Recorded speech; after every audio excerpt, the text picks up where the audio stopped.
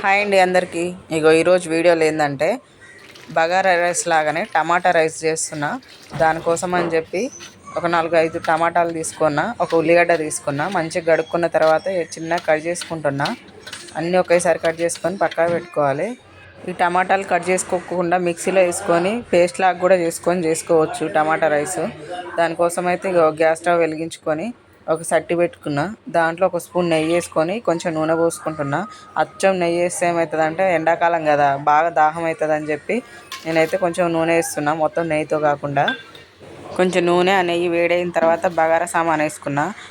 బగారాకు, దాల్చిన చెక్క, షాజీరా, మరాఠీ మొగ్గ, కొంచెం జీలకర్ర వేసుకొని కొంచెం చిటపట్లాడిన తర్వాత ఉల్లిగడ్డ ముక్కలు వేసుకున్నా. అవి కూడా కొంచెం కలర్ చేంజ్ అయ్యేదాకా మంచిగా వేయించుకుంటున్నా.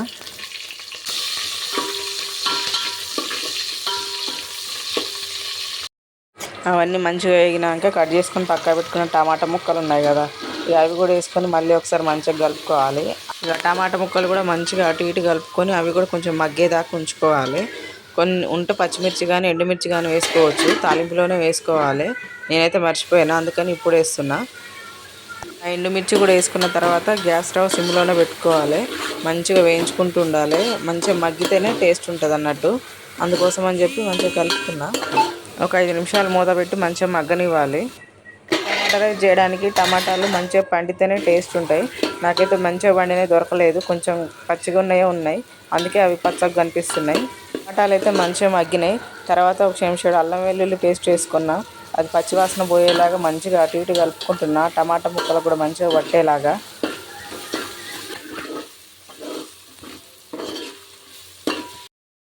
తర్వాత ఒక చెంచాడు అయితే ధనియాల పౌడర్ వేసుకుంటున్నా. ఇది గరం మసాలా కాదు, ఉత్త ధనియాల పౌడర్ అన్నట్టు. అది కూడా వేసుకొని అది కూడా మంచిగా కలుపుకుంటున్నా, అటు ఇటు ఆ పచ్చివాసన పోయేలాగా మంచిగా అన్నీ కలుపుకుంటున్నా. ఈ టమాటాలు అన్నీ అయితే మంచిగా మగ్గినాయి. తర్వాత నేనైతే 3 గ్లాసుల బియ్యం తీసుకుంటున్నా. దానికోసం అని చెప్పి ఆ వీడియోలో చూపించినట్టు ఆ గ్లాస్తోని 5.5 గ్లాసుల వాటర్ పోసుకుంటున్నా.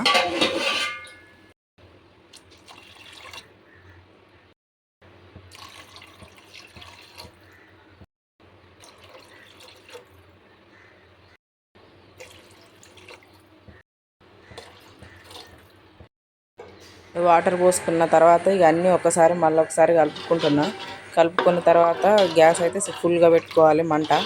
కల్లుప్పు వేసుకుంటున్నా టేస్ట్కి సరిపడా. కల్లుప్పు వేసుకున్న తర్వాత మూత పెట్టుకొని ఎసరు కాగిన దాకా ఆ లోపు అయితే బియ్యం కడుక్కోవాలి.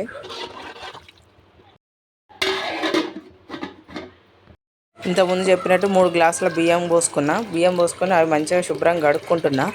3 గ్లాసుల బియ్యాన్ని. ఎసరు అయితే మంచిగా కాగింది చూడండి. ఈ కడిగి పెట్టుకున్న బియ్యం అయితే ఇక ఎసర్లో పోసుకుంటున్నా. ఇందాక నేను 3 గ్లాసులకి 6 గ్లాసుల వాటర్ పోసుకోవాలి, కానీ 5.5 పోసుకున్నా.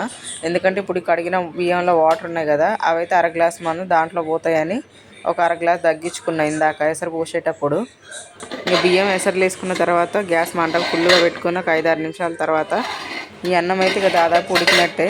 అన్నీ ఒకేసారి మళ్ళీ కలుపుకుంటే ఆ టమాటా కూడా అన్నీ ఈక్వల్గా అయిపోతుంది. ఇప్పుడు కొంచెం మంట సిమ్లోనే పెట్టుకుంటే అన్నం అడుగంటకుండా ఉంటుంది. టమాటా రైస్ అయితే పిల్లలు కూడా బాగా ఇష్టంగా తింటారు, ఎందుకంటే కారం కూడా ఏమి వేయం కదా. అన్నం అయితే మంచిగా ఉడికిపోయింది. మీకు ఈ వీడియో నచ్చితే లైక్ చేయండి, షేర్ చేయండి, సబ్స్క్రైబ్ చేయండి. Thank you.